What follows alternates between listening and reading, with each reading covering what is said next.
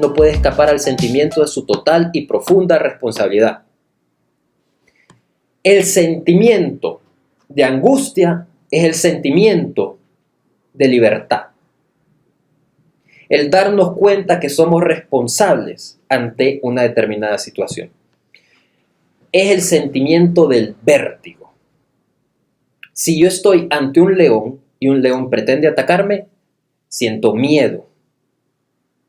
Si estoy en una cornisa y yo soy el responsable de mantenerme en equilibrio y dudo de ese equilibrio, dudo de mi capacidad de libertad, metafóricamente, siento vértigo. Y ese sentimiento de vértigo es el que traducimos a angustia. Si ustedes tienen miedo a ir a una situación porque los van a asaltar, porque los van a golpear, porque hay violencia real y física, sienten miedo. Si sienten preocupación por hablar en público, porque son responsables de sus actos, porque dudan de sus capacidades, sienten angustia. Pero la angustia lo que está revelando en ese momento es que ustedes son responsables de aquello que están llevando a cabo. Dice, si una voz se dirige a mí, siempre seré yo quien decida que esta voz es la voz del ángel. Si considero que tal o cual acto es bueno, soy yo el que elegirá decir que este acto es bueno y no malo. Entonces, cuando yo siento una influencia sobre mí, yo determino si esta influencia es positiva o negativa. Me habla un ángel o me habla un demonio. Esto no les impide obrar. Al contrario, es la condición misma de su acción. ¿Qué significa esto? La angustia, la duda ante la realización de nuestra libertad no debe ser algo que impida que nosotros actuemos. Porque esto supone que enfrentan una pluralidad de posibilidades y cuando eligen una se dan cuenta que solo tiene valor porque ha sido la elegida. Y esta especie de angustia, que es la que describe el existencialismo, veremos que se explica además por una responsabilidad directa frente a los hombres que compromete. Bien, entonces aquí estamos entrando a la segunda categoría de este asunto de la libertad. La angustia determina que el hombre es libre de determinar su proyecto. El asunto, recuerden la primera crítica, es el hombre encerrado dentro del yo. El problema con este encierro dentro del yo es que se puede pretender que no hay un compromiso político, no hay un compromiso con otros ántropos. Y Sartre lo que trata de expresar es que, aunque comenzamos desde esta libertad total, nosotros nos orientamos hacia un compromiso con los demás. Recuerden lo que dice, cuando uno elige su libertad, elige la libertad de los otros hombres, de los otros ántropos. Hombre es el término sartriano. El existencialismo se opone decididamente, y esto es ya introduciéndonos dentro de las categorías cristianas, decididamente a cierto tipo de moral laica que quisiera suprimir a Dios con el menor gasto posible. Y esto es importante que se interprete y se aclare con precisión. Existencialismo se opone decididamente a cierto tipo de moral laica que quisiera suprimir a Dios con el menor gasto posible. No está diciendo que en este caso el existencialismo no se opone a Dios, en el sentido cristiano del Dios determinista. Está diciendo al contrario que el existencialismo se opone a Dios en su totalidad. La clave aquí está en esto. Moral laica que quisiera suprimir a Dios con el menor gasto posible. No, esta perspectiva quiere suprimirlo con el mayor gasto posible, en toda su radicalidad. Claro, esto no implica, no estamos hablando de violencia, sino radicalidad epistemológica. Dice, Dostoyevsky escribe, si Dios no existiera, todo estaría permitido. Todo estaría permitido. Este es el punto de partida del existencialismo. En efecto, todo está permitido si Dios no existe y en consecuencia el hombre está abandonado porque no encuentra ni en sí ni fuera de sí una posibilidad de aferrarse. No encuentra ante todo excusas. Si en efecto la existencia precede a la esencia, no se podrá jamás explicar la referencia a una naturaleza humana dada y fija. Dicho de otro modo, no hay determinismo. El hombre es libre, el hombre es libertad. En ese sentido, no hay un determinismo y en este caso hay limitaciones. Es difícil negar las limitaciones biológicas inmediatas, pero en este caso la esencia del hombre del ántropos, lo que se cierra ante la muerte, es totalmente libre. No se encuentra determinada en ningún grado por Dios. Implicación inmediata de esto, la misma moral cristiana a la que se está refiriendo Dostoyevsky, claro, en un sentido negativo al que Sartre lo está haciendo. Dostoyevsky lo dice con cierta preocupación, ¿no?, ante la ausencia de la existencia de Dios. En Sartre es abrazada esa perspectiva. Entonces, negamos totalmente la existencia de esa moral cristiana desde la perspectiva sartreana, lo que no significa que no hay un proyecto común con todos los hombres, que ese es el punto al que pretende llegar Sartre eventualmente. El existencialista no cree en el poder de la pasión, también. Esto es otro punto que hay que afirmar. No pensará nunca que una bella pasión es un torrente devastador que conduce fatalmente al hombre a ciertos actos y que por consecuencia es una excusa. Piensa que el hombre es responsable de su pasión. El existencialista tampoco pensará que el hombre puede encontrar socorro en un signo dado sobre la tierra que lo oriente. Dos cosas, pasión y designios divinos. Porque piensa que el hombre descifra por sí mismo el signo como prefiere. Piensa, pues, que el hombre sin ningún apoyo ni socorro está condenado a cada instante a inventar al hombre. Bien, el hombre no se encuentra. El ántropos. Recuerden que se utiliza ántropos porque tiene menos sesgos ideológicos. El ántropos no se encuentra determinado por sus pasiones, que bien podríamos achacar esto a su contexto social, a su pasado, a su momento, ni por su interpretación de un mensaje de Dios, porque siempre, o un mensaje de una deidad, porque siempre es el ántropos el que interpreta esa situación. Parece fácil negar este asunto de los designios divinos, simplemente soy yo viendo lo que quiero ver. Pero hablemos de las pasiones. Tampoco, si afirmamos que el hombre en esencia es libre, o sea, su característica principal es la libertad dentro de la perspectiva sartreana, también tenemos que afirmar que es libre de elegir constantemente y no se encuentra determinado por la ceguera de las pasiones. Recuerden que él parte en cierta forma desde la estructura racionalista cartesiana. Por lo tanto, el hombre siempre se encuentra eligiendo desde la perspectiva sartreana hasta elige seguir una pasión o no. Puedo decir, estaba enojado y por eso actué así. No existe esa excusa desde la perspectiva sartreana. La libertad es total desde Sartre.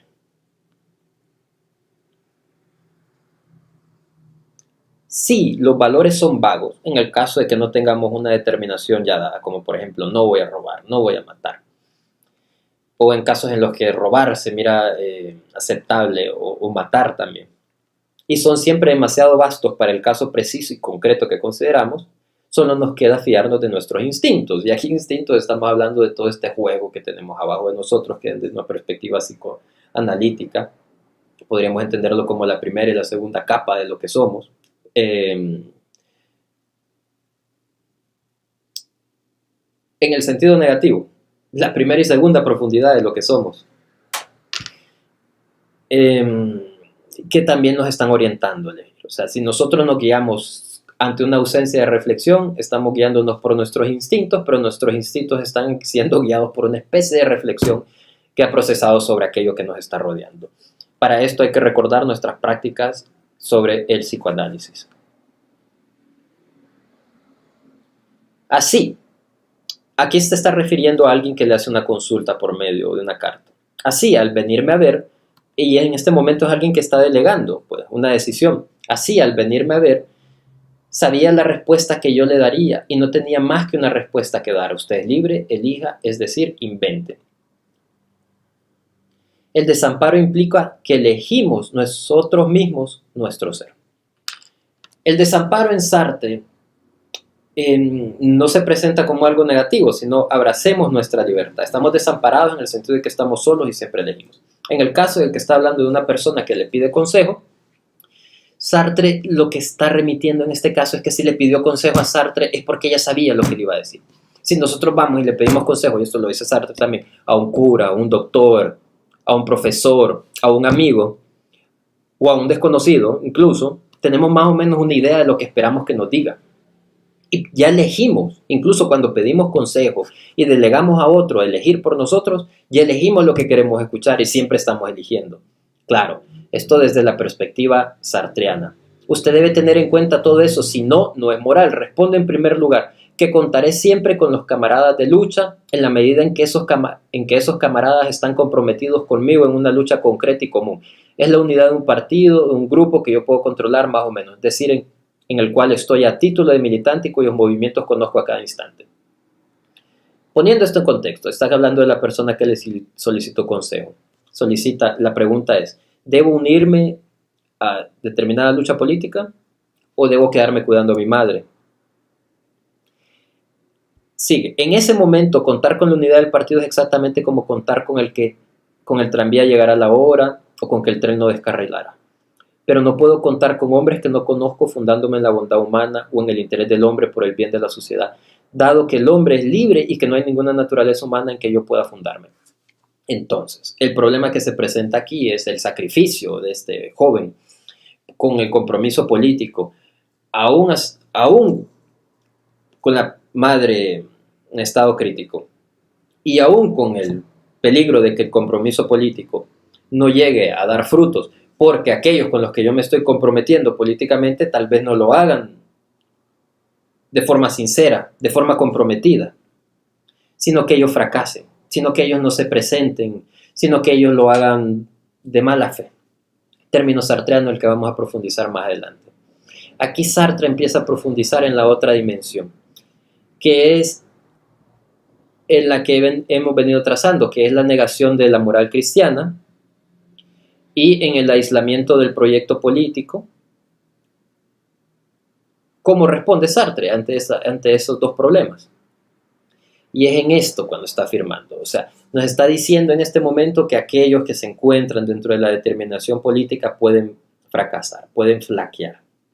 Muy bien, entonces, ¿qué actitud tenemos ante eso? Nosotros tenemos un compromiso con la libertad y con reconocernos a nosotros mismos dentro de la libertad, y al reconocer nuestro proyecto de libertad nos invita a actuar dentro de estos compromisos políticos, aún a sabiendas que es posible que los demás no actúen dentro de ese mismo compromiso político. O sea, nosotros actuamos hasta este punto, parece un poco infantil o ciego, pero la perspectiva sartreana es la siguiente. Yo al darme cuenta de mi libertad, y de actuar de buena fe con mi libertad, estoy condenado, pues sí, ese compromiso de los demás. No, en primer lugar, debo comprometerme, luego actuar según la vieja fórmula. No es necesario tener esperanzas para obrar. Esto no quiere decir que yo no deba pertenecer a un partido, pero sí que no tendré ilusión y que haré lo que pueda. Por ejemplo, si me pregunto, ¿llegará la colectivización como tal a realizarse? No sé nada. No sé qué haré. Todo lo que está en mi poder para que llegue. Fuera de esto no puede contar con nada. A mí me parece una observación tan interesante esto, pero exige más bien un compromiso casi ciego. Y siguiendo con las metáforas y las analogías religiosas, me recuerda a un argumento que seguramente dentro de nuestro contexto hemos escuchado por parte de las personas que participan de una religión de forma efervescente, y es, bueno, usted siga dando el diezmo, usted siga dando el dinero a la iglesia, aunque el pastor se lo robe, usted siga con su compromiso, ¿verdad? El quietismo es la actitud, porque Dios le dijo que eso es lo que había que hacer, hay que seguir con las reglas, ¿no? Bueno, aquí la revelación sartreana a través de nuestro compromiso con la libertad. El quietismo es la actitud de la gente que dice, los demás pueden hacer lo que yo no puedo. La doctrina que yo les presento es justamente lo opuesto al quietismo, porque declara, solo hay realidad en la acción. Y va más lejos todavía porque agrega, el hombre no es nada más que su proyecto, no existe más que en la medida en que se realiza, no es por lo tanto más que el conjunto de sus actos, nada más que su vida. Entonces, aquí sin duda está respondiendo la otra crítica en la que se le está diciendo que la perspectiva existencialista al afirmar que no hay una moral determinada, que el antropos está aislado por este origen del yo y la interpretación racional que emana del mismo, no tiene un compromiso político. Al contrario, vemos la efervescencia que debe haber con el compromiso político al realizarse la revelación de esta libertad que se encuentra en nuestro sentimiento de la angustia. O sea, al darnos cuenta que nosotros somos libres, vamos a tener un patrón de acción que va a obedecer a esa libertad. Cierro con la siguiente cita. En el punto de partida no puede haber otra verdad que esta. Pienso, luego soy. Esta es la verdad absoluta de la conciencia captándose a sí misma.